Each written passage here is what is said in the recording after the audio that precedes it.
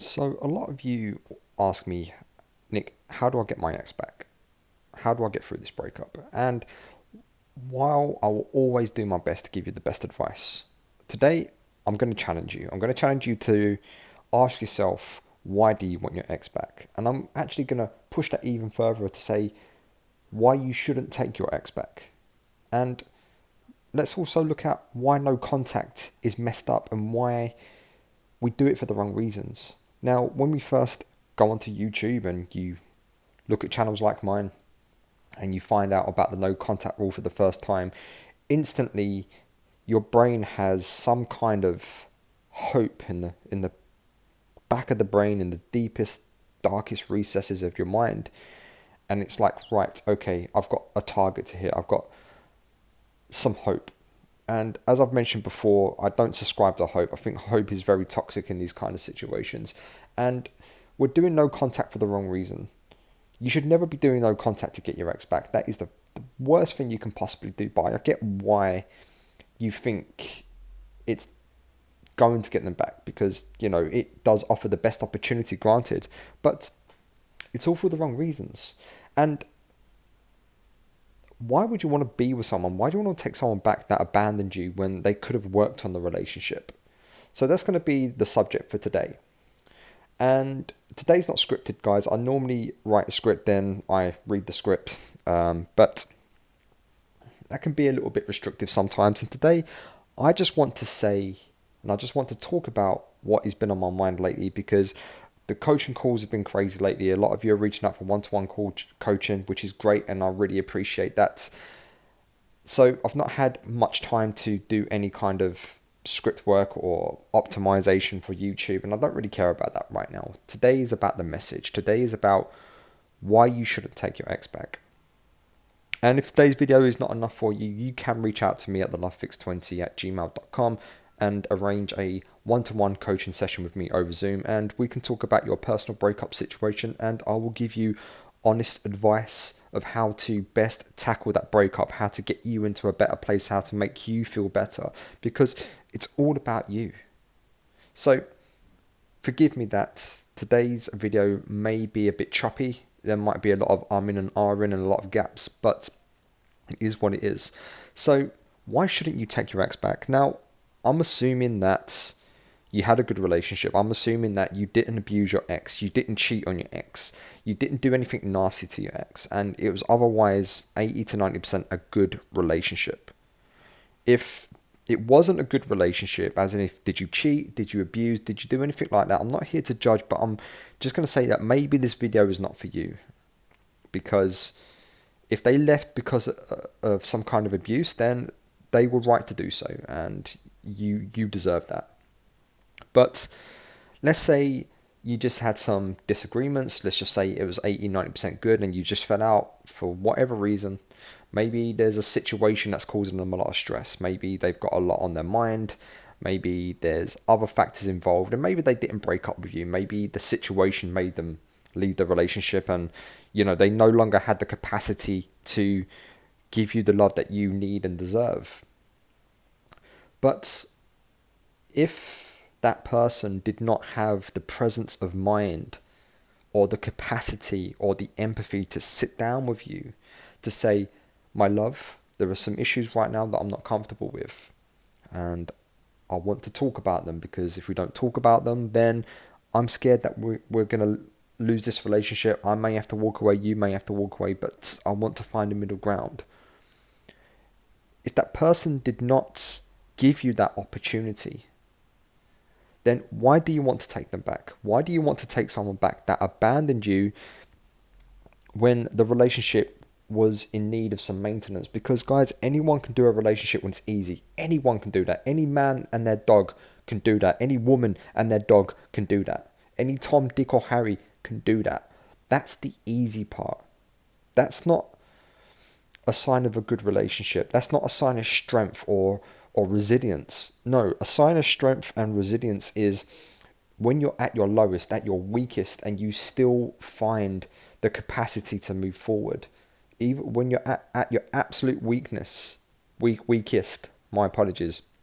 When you're at your absolute weakest, and you keep moving forward. That's strength.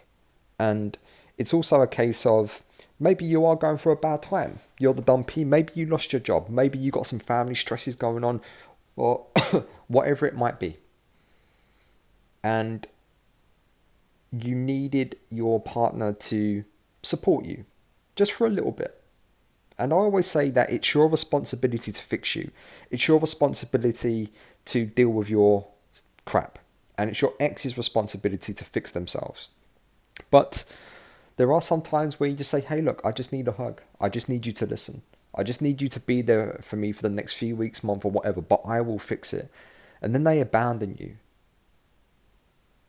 They walk away because they're in love with the honeymoon period when it was all easy and sunshine and roses.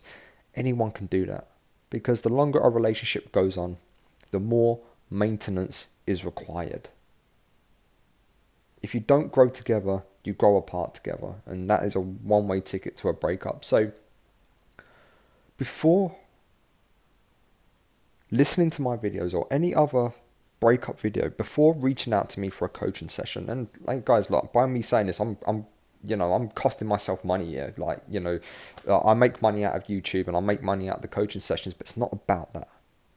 It's not about that.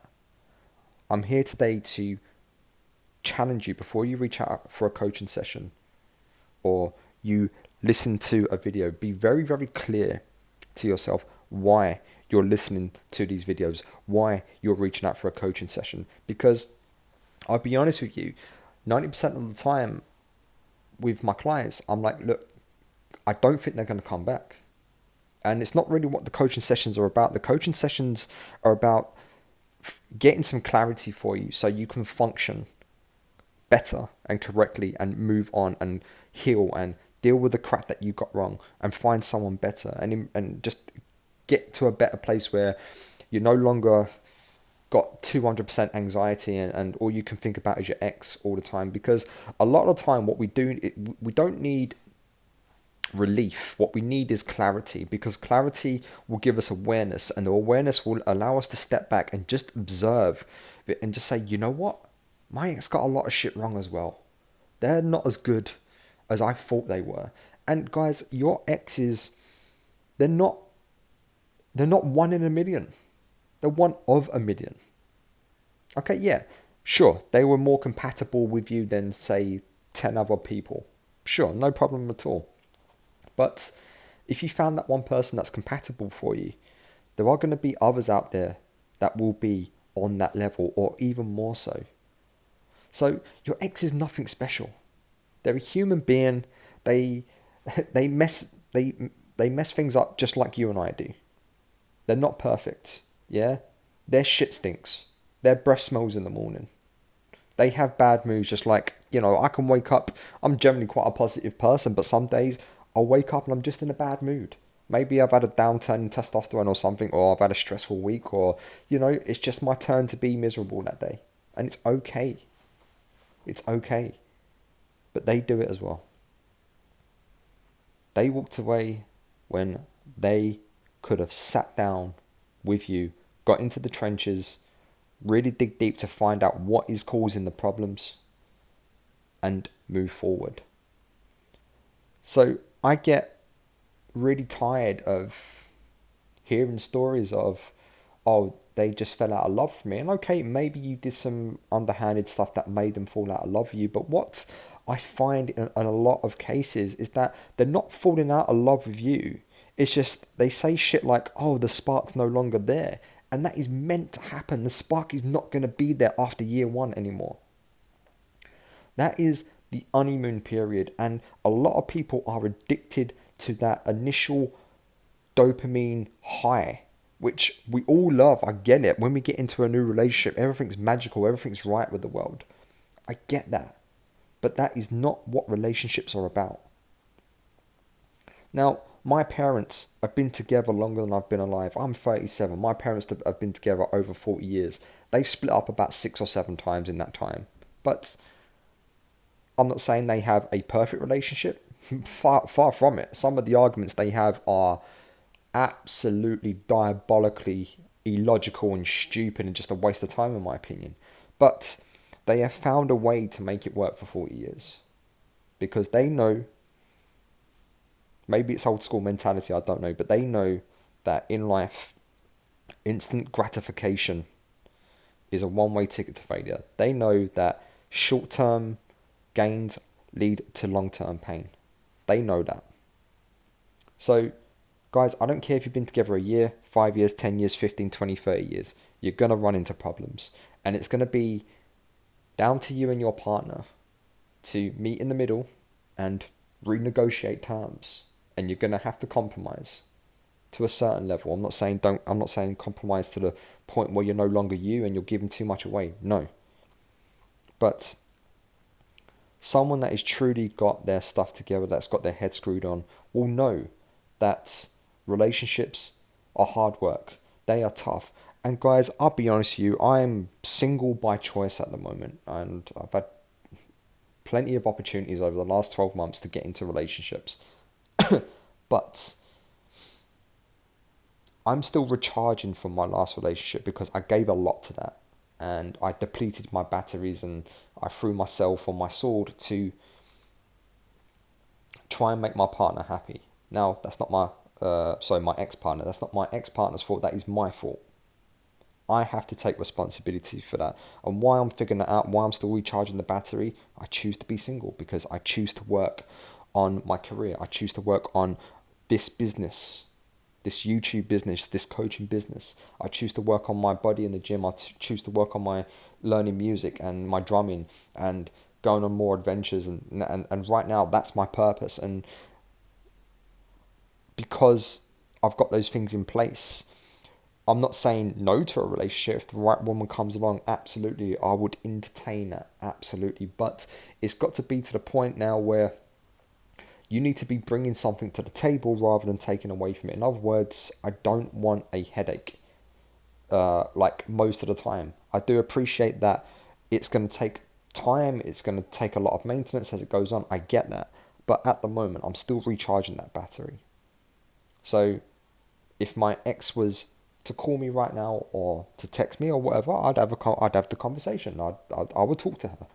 But it's a case of, would I take her back? Probably not. Unless there are some very, very significant changes. And this is the same with any ex in my life. I've had exes come back to me after 2 years and I've not taken them back because they haven't leveled up. They haven't changed. I'm like, I don't want to go back to that. So ask yourself, guys, you really, really need to ask yourself, why do you want your ex back? Is it just because you're going through withdrawal symptoms? Is it just because that you miss the security of that relationship because it's better to have a bad relationship than no relationship? And if that is the case, you really need to ask yourself where your self-esteem is, where your validation and value is at. And maybe you need to see a therapist. And it's okay, guys. I do therapy. It's okay. So I'm going to leave it there. And today's video isn't really about, hey, how do I get my ex back? How do I do no contact? How do I handle rebound relationships? No, today is about challenging you. Challenging the concept of no contact. Challenging why you want your ex back. And I think if you really sat down and you wrote down all the negative things that your ex does or did or will refuse to do, won't meet you in the middle, I think you'll probably find that there's a lot of shit that you're not happy with, but you've just ignored it over the years. So think about it. If you've got this far into the video, I applaud you. Thank you for listening to my rants. Popping up on your screen about now is a video which I think you would enjoy. And it's about, do I miss my ex or do I just miss the relationship? Go check it out. Thank you for listening. Thank you for tuning in as always. I really appreciate the support you guys have been giving the channel. Have a great day. I'll see you on the other side.